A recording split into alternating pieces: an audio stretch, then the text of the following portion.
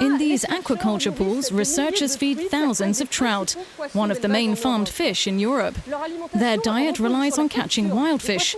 The goal is to reduce the pressure on marine resources by finding plant-based substitutes.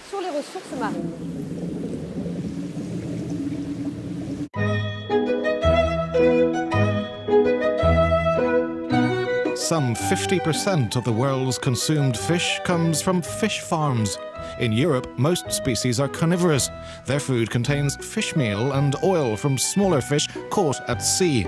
The availability of wild fish is no longer enough to cater for the growing fish farming sector. This experimental farm is testing various plant-based foods, which is more sustainable. The aim is to use vegetable proteins instead of fish proteins. 10 years ago, food was made of about 30 or 40% fish meal. Today, that's been reduced by between 50 and 20%, and we're working to reduce it further.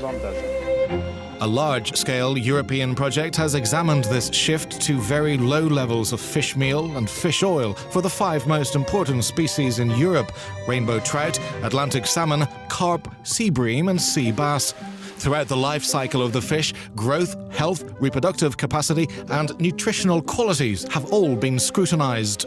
So far, it has been shown very clearly that all the species are capable of thriving well without much of a harmful effect in any level, except in some cases where you go for really very low levels, 0, then you can have some effects. Agricultural Research Institute, INRA, has had more mixed results with a 100% plant-based diet. It found that fish grow slower and don't reproduce as easily. The nutritional properties are also lower. But scientists say there are solutions.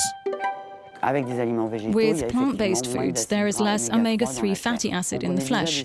Strategies to counteract this effect are already known. Before the slaughter, one can, for a few weeks or a month, give a food based on marine ingredients. That will re-switch the fatty acid composition. The second possibility is genetic selection. In other words, there are animals that have more ability to synthesize and retain these omega-3 fatty acids. One of the project's partners is also one of the world's leading producers of fish food. It is also convinced that the future lies with plant-based proteins. Today, wheat, rapeseed, corn, vitamins and minerals are combined with fish meal and fish oils to make the food granules. We know how to make food with between 2 and 5% of fish meal and 2 to 5% of oil, and have a trout that's completely edible, healthy and tasty.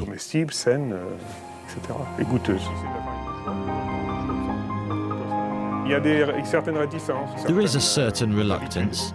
Fish farmers demand certain levels of oil and fish meal because they feel more assured. That's quite natural and legitimate, but the trend is to have less and less. New forms of protein derived from algae or insects are expected to be on the menu for farmed fish very soon.